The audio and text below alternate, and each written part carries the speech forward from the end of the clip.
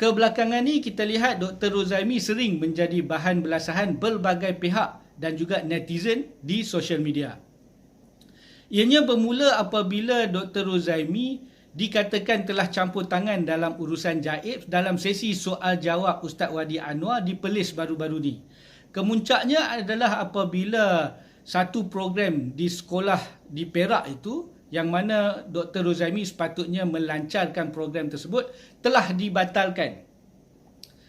Kemudian tiba-tiba kita lihat di dalam sosial media tersebar transkrip keputusan PhD Dr. Rozaimi ketika di Jordan baru-baru ni.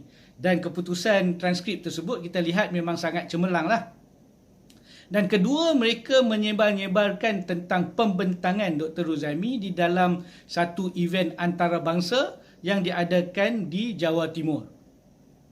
Jadi dua perkara ini telah disebar-sebarkan di sosial media seolah-olah nak memulihkan semula air muka Dr. Rozaimi. Saya juga telah di-tag di dalam salah satu daripada post tersebut dan seolah-olah memprovok bahawa nak menunjukkan bahawa Dr. Rozaimi diiktiraf antarabangsa. Jadi seolah-olah kita kena hormatlah. Pertamanya, memandangkan saya telah di-tag dan juga diprovok, saya nak ulaslah sedikit sebab mereka ini tidak faham kenapa Dr. Rozaimi telah dibelasah dengan agak teruk kebelakangan ni. Tapi sebelum tu, kita tertanya-tanya sebab keputusan transkrip tersebut adalah keputusan yang dalam bentuk berwarna. Berwarna maksud mungkin scan daripada yang original. Jadi siapakah yang memberi untuk penyebaran transkrip tersebut? Adakah diberikan sendiri oleh Dr. Rozaimi? Sebab jika ia diberikan oleh Dr. Rozaimi, itu menunjukkan seolah-olah Dr. Rozaimi ada perasaan riak. So, jika diberikan oleh Dr. Rozaimi lah. Sebab riak ini adalah termasuk di dalam syirik kecil, syirik khafi. Seperti mana hadis riwayat Ahmad tu, hadis nombor 23630. Anda boleh lihat sendiri bahawa riak itu adalah sebahagian daripada syirik kecil. Tapi apa yang saya nak ulas adalah bagaimana mereka ni, penyokong-penyokong Dr. Rozaimi dan mungkin juga Dr. Rozaimi sendiri, tidak faham kenapa orang ramai, netizen dan sebagainya membelasah Dr. Rozaimi. Kena ingat, mereka-mereka ini semua adalah Muslim, bukan orang-orang kafir. Jadi jangan nak banding apa yang Dr. Rozaimi kena ini sebagaimana yang Rasulullah SAW kena, kan? Cobaan ataupun ujian Rasulullah dalam menghadapi ataupun dalam berdakwah. Jangan nak samakan sebab yang mengkomen ataupun mengkritik Dr. Rozaimi adalah sesama Islam. Jadi kenapa mereka nak menghalang ataupun nak mempersoal ataupun nak menghentam Dr. Rozaimi apabila Dr. Rozaimi menyebarkan apa yang cuba Dr. Rozaimi sebarkan? Sebabnya adalah sebab mereka melihat Dr. Rozaimi ini sebagai pemecah belah umat. Bukan sebab Dr. Rozaimi mempunyai akademik yang baik ataupun diiktiraf antarabangsa atau sebagainya, bukan. Tapi sebab adab, sebab akhlak, sebab sikap Dr. Rozaimi itu, kan, bergaduh dengan semua asatizah, dengan ramai asatizah yang mana saya juga telah membuat sedikit ulasan di dalam video ni. Kita lihat dalam video ni yang mana sampai 10 asatizah Dr. Rozaimi berbalah. Jadi Dr. Rozaimi ini masalahnya adalah sikap dan sifat, bukan masalah tentang akademik ataupun tentang pengiktirafan antarabangsa atau sebagainya. Jadi dengan menunjukkan transkrip, dengan menunjukkan bahawa diiktiraf antarabangsa atau sebagainya, tidak mengubah apa-apa, malah lebih teruk lagi, kan? Sepatutnya orang ramai, penyokong-penyokong Dr. Rozaimi dan juga Dr. Rozaimi sendiri sedar tentang perkara ini, sedar tentang yang dihalang, yang tidak puas hati dengan Dr. Rozaimi sebab sikap Dr. Rozaimi yang suka bergaduh tu, yang membuatkan perpecahan di dalam masyarakat seperti yang saya terangkan di dalam video tersebut. Jadi penyebaran transkrip, penyebaran tentang pengiktirafan tu semua tidak memberi apa-apa makna. Dr. Rozaimi walaupun dikatakan sebagai pakar hadis, tapi Dr. Rozaimi lupa tentang satu hadis daripada Abdullah bin Salam tu, yang mana hadis riwayat Ibnu Majah, hadis nombor 3242, yang mana ketika Rasulullah sampai di Madinah, ucapan Rasulullah yang pertama kepada masyarakat di sana apa dia? Rasulullah menyampaikan bahawa pertamanya sampaikanlah salam.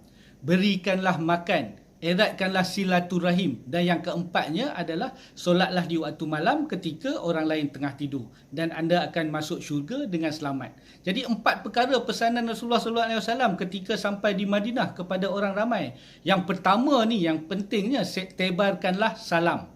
Maksud dia kita kena tebarkan salam selamat sejahtera dan sebagainya kepada orang sekeliling kita.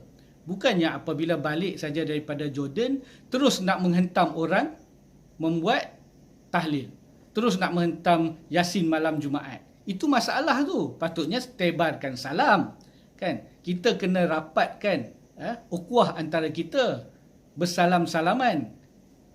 Dan yang kedua adalah beri makan. Itu saya rasa memang Dr. Razaimi buatlah. Eratkan silaturahim buat. Solat malam kita tak tahu, kita anggap buat juga. Tapi yang pertama tu, tebarkan salam. Itu fail Dr. Razaimi. Dr. Razaimi mencari gaduh dan juga mencari musuh dengan orang yang tidak sealiran dengan Dr. Razaimi. Itu masalahnya.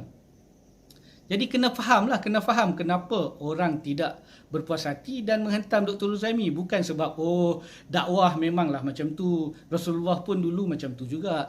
Alasan itu diberikan oleh semua ajaran-ajaran sesat Dr. Razaimi. Ajaran sesat yang bawa masuk kepada pengikut-pengikut mereka, semua mereka kata macam tu. Kenapa orang membangkang ajaran mereka? Rasulullah dulu pun macam tu juga. Bila kita membawa kebenaran memang kita akan dibangkang. Itu tak boleh dijadikan satu hujah sebagai benda yang kita bawa itu adalah betul. Kita kena lihat attitude kita macam mana. Sebab apa orang membangkang Dr. Razaimi?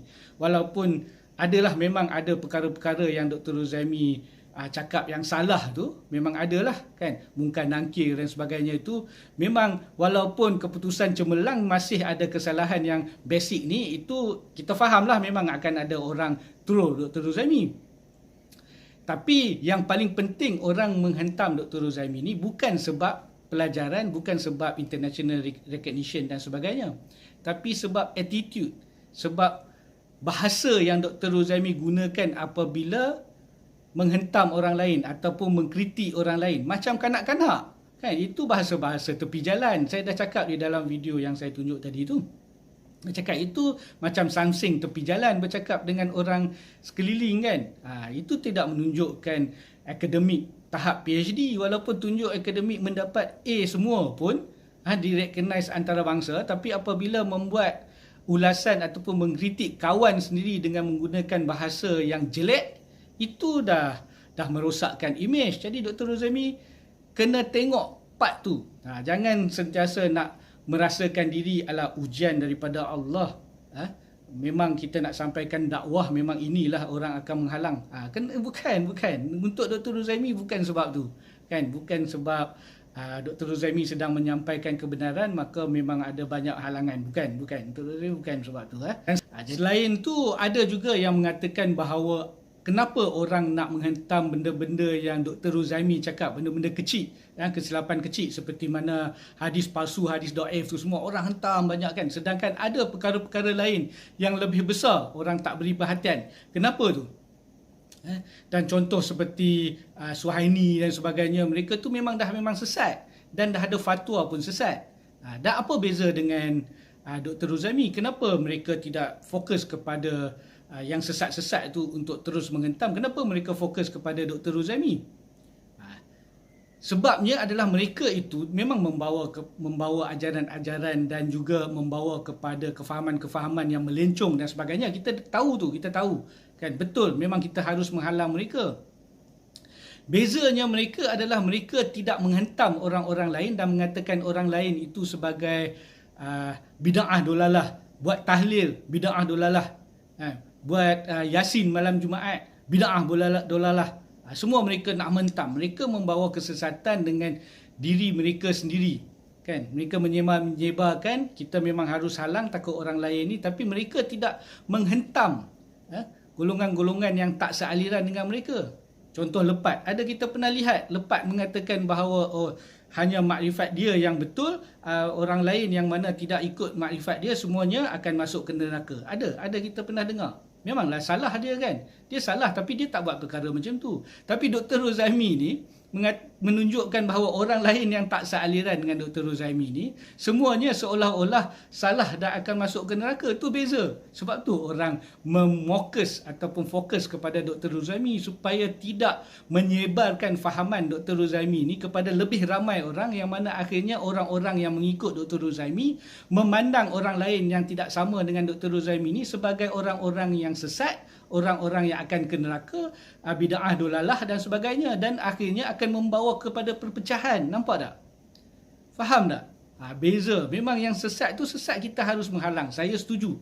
Tapi Dr. Ruzaimi ni harus lebih halang lagi sebab membawa kepada perpecahan, membawa kepada kefahaman pandangan bahawa yang mana tak sama dengan Dr. Ruzaimi itu adalah orang-orang yang dolalah, salah dan kemungkinan akan ke neraka. Semua kena ikut Dr. Ruzaimi punya pandangan, punya fikrah, barulah dikatakan betul, dan menghantam yang lain-lain. Itu yang beza antara Dr. Ruzaimi yang harus kita ingatkan selalu kepada orang ramai. Nampak tak perbezaannya? Kenapa orang ramai lebih fokus kepada Dr. Ruzaimi daripada mereka-mereka itu? Kena faham tu. Dan pada masa sama, kita kena menghalang yang mereka-mereka tu memang dah ada fatwa, dah sesat. Cuma kena ingatkan jugalah kepada masyarakat. Memang kita akan terus-meneruslah kena ingatkan. Tapi tidaklah Dr. Ruzaimi ini harus diketepikan. Jadi okeylah, setakat itulah dulu. Semoga video ini akan memberi kesedaran kepada Dr. Ruzaimi dan juga membawa perubahan terhadap cara Dr. Ruzaimi berdakwah. Memang kita faham cara Dr. Ruzaimi sebelum ni dengan mulut-mulut yang begitu tu, dengan cara-cara yang sinis dan jahat itu, telah membawa Dr. Ruzaimi hingga kepada posisi ini, iaitu Rektor QUIPS. Tapi jika Dr. Ruzaimi ingin pergi lebih tinggi, kita tahu Dr. Ruzaimi bercita-cita untuk menjadi mufti dan sebagainya, cara itu tidak akan, kita nampak sebagai tidak akan membawa kepada tahap yang lebih tinggi. Saya harap semua orang yang berkuasa, yang mempunyai kuasa untuk memberikan jawatan tersebut kepada Dr. Ruzaimi, dapat lihat jika begini perangai seorang yang akan menduduki jawatan sebagai mufti, memang akan rosaklah, akan rosak terus perpaduan masyarakat, kan, bukan sahaja negeri, malah seluruh Malaysia. Banyak kali dah saya cakap, mungkin akan membawa perpecahan yang lebih besar lagi. Jadi saya hanya memperingatkan, semoga berlakulah sesuatu perubahan dan juga peringatan kepada Dr. Ruzaimi kepada diri kita sendiri. Setakat ini dulu, sekian, wabillahi taufik wa hidayah. Wassalamualaikum warahmatullahi wabarakatuh.